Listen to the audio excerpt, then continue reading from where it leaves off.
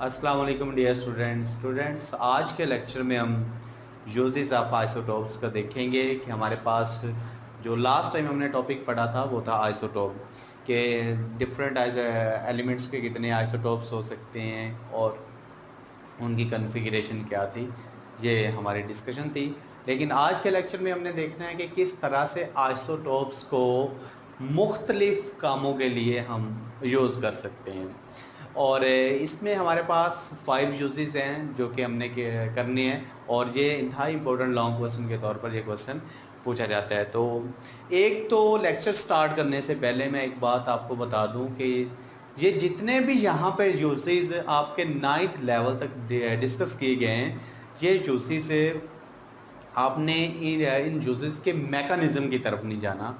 जितने भी यूज़ है आइसोटोप्स के, वो बहुत बड़े प्रोसेसेस के लिए आप आइसोटोप को यूज़ कर सकते हैं जी। तो आप ये आइसोटोप्स बहुत इनकी बहुत अच्छी अच्छी एप्लीकेशंस हैं और बहुत ही आप मेजर जो आपके प्रोसेसेस होते हैं उनको डिटरमाइन करने के लिए आप आइसोटोप्स को यूज़ कर सकते हैं। लेकिन 9th के लेवल तक आपने उन प्रोसेसेस के मैकेनिज़्म की तरफ नहीं जाना, ना हम जाएंगे। अगर आपको उनके मैकेनिज़्म की तरफ मैं लेके जाऊं तो ये एक एक यूज़ पे ये 4 लेक्चर हो सकते हैं।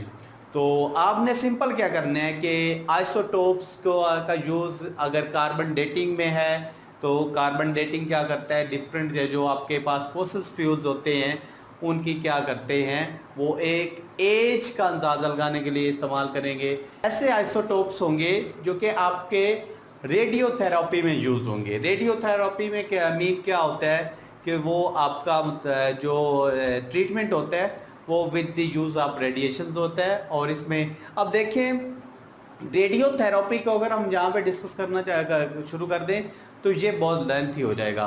तो आपने क्या करना है, सिंपल इनके यूजेस कि ये कहाँ पे यूज़ हो रहे हैं, न्यूक्लियर फिशन रिएक्शन में यूज़ हो रहे हैं, तो आपने उनकी डिटेल में नहीं जाना। सिर्फ क्या करना है, उन प्रोसेसेस के नाम याद करने हैं और बताना है कि ये यहाँ यहाँ आइसोटोप्स फलां आइसोटोप इस प्रोसेस में यूज़ होता है। तो आइए लेक्चर का आगाज़ करते हैं। सबसे पहला जो हमारा यूज़ है वो है रेडियोथेरेपी।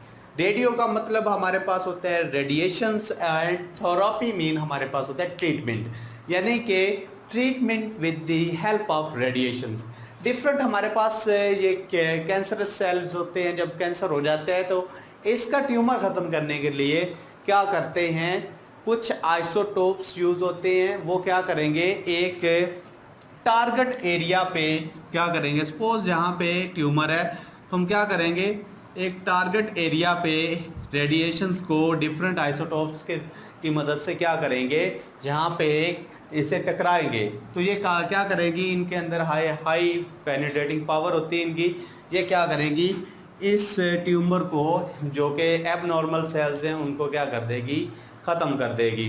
तो इस तरह से हम डिफरेंट प्रोसेसेस के लिए जो कि रेडियोथेरेपी, इसमें डिफरेंट आइसोटोप्स को यूज़ कर सकते हैं। और अब उन्हें क्या करना है, एमसीक्यूज और short question point of view से उन आइसोटोप्स के नाम याद रखने के कौन से रेडियोथेरेपी में यूज़ होते हैं। तो वो हम देख लेते हैं। For the treatment of skin cancer, isotopes like phosphorus 32 and strontium 90 है, इसका आपने नाम याद रखना है कि ये इसके स्किन कैंसर वगैरह के ट्रीटमेंट में यूज़ होते हैं। और दूसरा, for cancer cobalt 60 effecting within the body is use because it emit strongly penetrating gamma rays. तो ये आपने जो कोबाल्ट 60 है इसका भी नाम याद रखना है। और किस में ये यूज़ होते हैं, रेडियोथेरेपी में ये यूज़ होते हैं। इसके अलावा जो आपके पास डिफरेंट है, अगर किसी को बीमारी लग जाती है तो बीमारी की तशखीस के लिए, बीमारी के डायग्नोसिस के लिए हम क्या करते हैं, डिफरेंट जो आइसोटोप्स होते हैं उनका इस्तेमाल करते हैं। और मेडिसिन इंडस्ट्री में भी इसका इस्तेमाल होता है, वो हम देख लेते हैं। The radio isotopes are used as traced in medicine to diagnose presence of tumour in the body.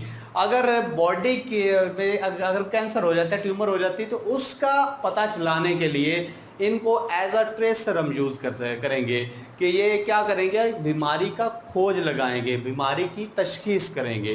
तो डिफरेंट जब बीमारियां हो जाती हैं तो उनकी तशखीस के लिए हम क्या करते हैं, आइसोटोप्स का यूज़ करते हैं। और उनमें कौन कौन से हैं, आयोडीन 131, आयोडीन 131 को हम यूज़ करते हैं for the diagnosis of goitre in thyroid gland.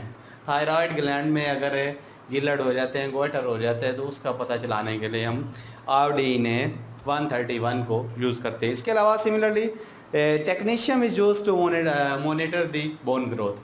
Bone की हड्डियों की ग्रोथ को मॉनिटर करने के लिए टेक्नीशियम को यूज़ करते हैं, और टेक्नीशियम भी क्या है, एक आइसोटोप है। तो अगला हमारा इनकी जो एप्लीकेशन है वो है आर्कियोलॉजिकल एंड जियोलॉजिकल यूजेज। इसमें मैंने आपको बताया कि डिफरेंट जो फॉसिल्स फ्यूल्स होते हैं, प्लांट्स के रिमेन्स हैं या फिर जानवरों के रिमेन्स हैं, उनकी एज का अंदाज़ा लगाने के लिए कि डिफरेंट हमारे पास जो पास्ट में एनिमल्स थे उनकी एज क्या हो सकती है। हर मुख्तलिफ जानदार की मुख्तलिफ एज होगी। अगर उसकी कैटेगरी अलग है तो हर कैटेगरी में उनके लाइफ पैटर्न, उनकी लाइफ हिस्ट्री, ये सारा कुछ अलग अलग होता है। तो हमने इस एज में बैठ के अगर कुछ अंदाज़ा लगाना है तो हम आइसोटोप्स की मदद से हाफ लाइफ मेथड को यूज़ करके हम डिफरेंट जो प्लांट्स होते हैं और एनिमल्स होते हैं उनकी लाइफ का हम अंदाज़ा लगा सकते हैं। और ये शॉर्ट क्वेश्चन के तौर पर एक क्वेश्चन पूछते हैं कि व्हाट इज़ कार्बन डेटिंग। तो इस प्रोसेस में जो कार्बन 14 है उसको यूज़ किया जाता है, और इस प्रोसेस का नाम क्या है, कार्बन डेटिंग। और ये हम डेफिनेशन देख लेते हैं इसकी। An important method of age determination of old carbon containing objects, यानी कि ऐसे ऑब्जेक्ट्स जिसमें जो पुराने वाले जिसमें कार्बन लाजमी तौर पर पाई जाती है, उनकी एज का अंदाज़ा लगाने के लिए हम क्या करते हैं, by measuring the radio activity of carbon 14 in them and is called radio carbon dating और सिंपली कार्बन डेटिंग प्रोसेस। तो ये कार्बन डेटिंग अक्सर बोर्ड के क्वेश्चन में शॉर्ट क्वेश्चन के तौर पर ये क्वेश्चन आपसे पूछा जाता है कि कार्बन डेटिंग है क्या। तो हमने यही बताना है कि डिफरेंट जो हमारे पास ओल्ड प्लांट्स होते हैं या ओल्ड एनिमल है या कोई भी ओल्ड चीज़ है, उसकी एज का अगर अंदाज़ा लगाना है तो कार्बन डेटिंग को हम यूज़ कर सकते हैं। और वो कार्बन कौन सा है, कार्बन 13 है, कार्बन 12 है या कार्बन 14 है। तो कार्बन 14 को एज अ कार्बन डेटिंग के तौर पर हम यूज़ कर सकते हैं।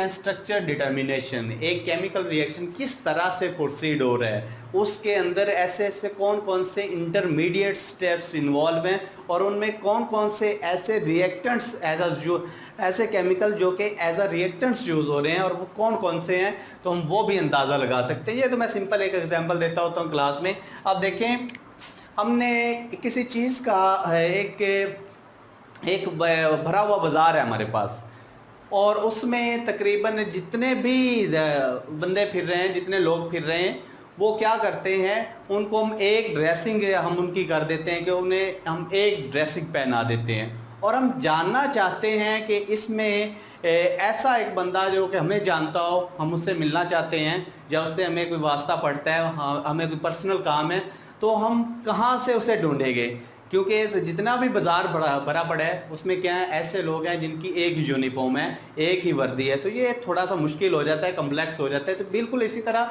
जब एक केमिकल रिएक्शन हो रहा होता है जो कि कम्प्लेक्स वाला रिएक्शन है, उसमें काफ़ी सारे इंटरमीडिएट्स इन्वॉल्व होते हैं और काफ़ी सारे आपके पास रिएक्टेंट्स यूज़ होते हैं, कार्बन डाइऑक्साइड, वाटर और इस तरह से और भी काफ़ी सारे आपके पास रिएक्टेंट्स होते हैं। और वो किस तरह से रिएक्शन प्रोसीड हो रहा है, कितने कहाँ तक एक इंटरमीडिएट सफ़र कर रहा है और कहाँ तक एक इंटरमीडिएट प्रोडक्ट में हिस्सा ले रहा है, तो इस बात का अंदाज़ा लगाने के लिए हम क्या करते हैं, बिल्कुल जैसे एक बंदा हम बाज़ार में पहचान नहीं सकते, फिर क्या करेंगे, हम उस जिसको हमने पहचानना है हम क्या करेंगे, हम बोलेंगे कि अगर आपने बाज़ार जाना है तो आपसे हमें वास्ता पड़ सकता है, आप ऐसा करें कि ये वाली यूनिफॉर्म पहन लें जो सभी लोगों की है, हम उसे नहीं पहनाएंगे, और एक अपना जो कि हमने ऑलरेडी उसको पहचान पाए वो क्या करेंगे, हम एक अपना ड्रेस उसे पहना देंगे कि ये वाला ड्रेस पहनो या ब्लैक पहन लो, ब्लू पहन लो या कोई भी पहन लो।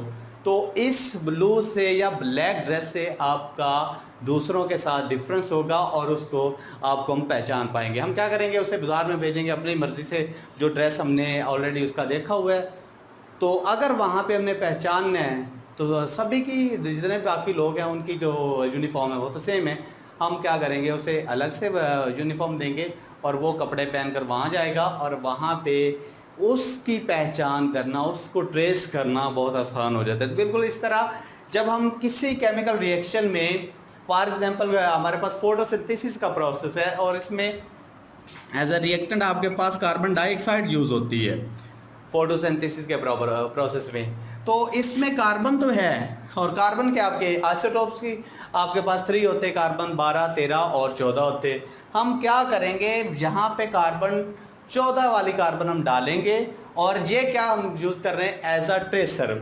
जब ये एक फोटोसिंथेसिस के प्रोसेस में ट्रैवल करेगी तो हमें पता चल जाएगा कि ये कार्बन डाइऑक्साइड के साथ जो कार्बन है या कार्बन डाइऑक्साइड है, कि कहाँ तक ट्रैवल करती है, किस तरह किस हद तक रिएक्शंस होते हैं। तो इस तरह से आप डिफरेंट रिएक्शंस के में जो एज अ ट्रेशन कार्बन डाइऑक्साइड और डिफरेंट रिएक्टेंट्स का अंदाज़ा लगा सकते हैं। हमारी एप्लीकेशन है, application in the power generation. Power generation में क्या होता है, हमारे पास जो यूरेनियम है, ये वाला रिएक्शन आपने तैयार करना है। यूरेनियम के साथ हम क्या करते हैं, न्यूट्रॉन की इनके ऊपर बम्बार्डमेंट कर देते हैं। तो जब यूरेनियम का न्यूक्लियस टूटता है तो वो बेरियम, क्रिप्टॉन और 3 न्यूट्रॉन में निकल जाते हैं इसमें। और बाकी जो है आपके पास इस रिएक्शन में काफ़ी सारी एनर्जी रिलीज होनी है। अब देखें, जैसे ही न्यूट्रॉन क्या करते हैं, इनकी पेनिट्रेटिंग पावर, इनकी किसी भी ऑब्जेक्ट के अंदर से गुजरने की जो सलाहियत है ये बहुत ज़्यादा होती है। अब देखें, जैसे ये इससे टकराएंगे तो इसका न्यूक्लियस को क्या करेंगे, इसके न्यूक्लियस को ये तोड़ देंगे, और तोड़ने के बाद जो हमें प्रोडक्ट मिलती है उसमें बेरियम है, क्रिप्टॉन है और 3 न्यूट्रॉन मिलते हैं, और प्लस हमें एनर्जी मिलती है। 4 चीज़ें हमें यूरेनियम का न्यूक्लियस तोड़ने से मिलती है। तो अब देखें, हमारे पास अगर यूरेनियम है जो कि इसका क्या है, ये आइसोटोप है जो कि 235 है। अब देखें, इस एनर्जी को आगे हम क्या करते हैं, इस एनर्जी को से हम डिफरेंट जो हमारे पास जो वाटर होता है उसको, इस वाटर को, ये इतनी ज़्यादा एनर्जी होगी, उस वाटर को क्या करेगी, स्टीम में कन्वर्ट कर देगी। और आगे स्टीम क्या करेंगी, स्टीम से हम डिफरेंट टर्बाइंस और जनरेटर वगैरह चला सकते हैं फॉर एनर्जी पर्पज़। तो देखिए, हमारे पास जैसे ही स्टीम बनेगी, स्टीम क्या करेगी, जनरेटर और टर्बाइंस को चलाएगी, और उस टर्बाइन से हमें क्या मिलनी है, इलेक्ट्रिसिटी मिलनी है। तो ये आइसोटोप्स हम क्या कर सकते हैं, हमारे पास जो यूज़ है इसका पावर जनरेशन में हम क्या कर सकते हैं, यूज़ कर सकते हैं। तो ये थे हमारे पास सिंपल। आपने क्या करना है, मैंने ऑलरेडी आपको बता दिया है कि सिंपल आपने इन प्रोसेसेस के नाम याद करने, कि फला आइसोटोप कहाँ पे यूज़ हो सकता है, कि जियोलॉजिकल प्रोसेस में यूज़ हो सकता है, डायग्नोसिस में हो सकता है, या रेडियोथेरेपी में हो सकता है, या फिर वो ये हमारे पास जो पावर जनरेशन है इसमें यूज़ हो सकता है। लेकिन एक बात का ध्यान रखना है, इनके यूजेस को आपने मिक्स नहीं करना। जैसे ही आप इंटरमिक्स करेंगे तो अगर वो शॉर्ट क्वेश्चन तो के तौर पर एक क्वेश्चन पूछता है कि पावर जनरेशन किस तरह से आइसोटोप्स, पावर जनरेशन में आइसोटोप कौन सा आइसोटोप्स यूज़ हो सकता है, तो वो आप अगर यहाँ से कार्बन 14 लिख दें, कार्बन 13 लिख दें, या फास्फोरस 32 लिख दें, तो इस तरह से आपका क्वेश्चन गलत हो सकता है। तो आपने क्या करना है, एग्जैक्ट यूज़ और उसका एग्जैक्ट आइसोटोप आपने याद करना है, और उस प्रोसेस का सिंपल आपने नाम याद कर लेना है। अगर ये प्रोसेस आपको समझ ना भी आए तो सिंपल आपने नाम याद रखना है। क्यों, और मैंने ये आपको बता दिया कि ये टोटल प्रोसेसेस आपको डिफरेंट बुक्स के अंदर मिलेंगे। अगर ये टोटल यहाँ पे करवाए जाएं तो क्या होगा, हमारे यहाँ पे 6 से 8 लेक्चर इन्हीं प्रोसेसेस के अंदर हो सकते हैं। तो आज का लेक्चर हम यहीं पे ख़त्म करते हैं। आने वाले लेक्चर में हम एक्सरसाइज को देखेंगे। अल्लाह हाफिज़।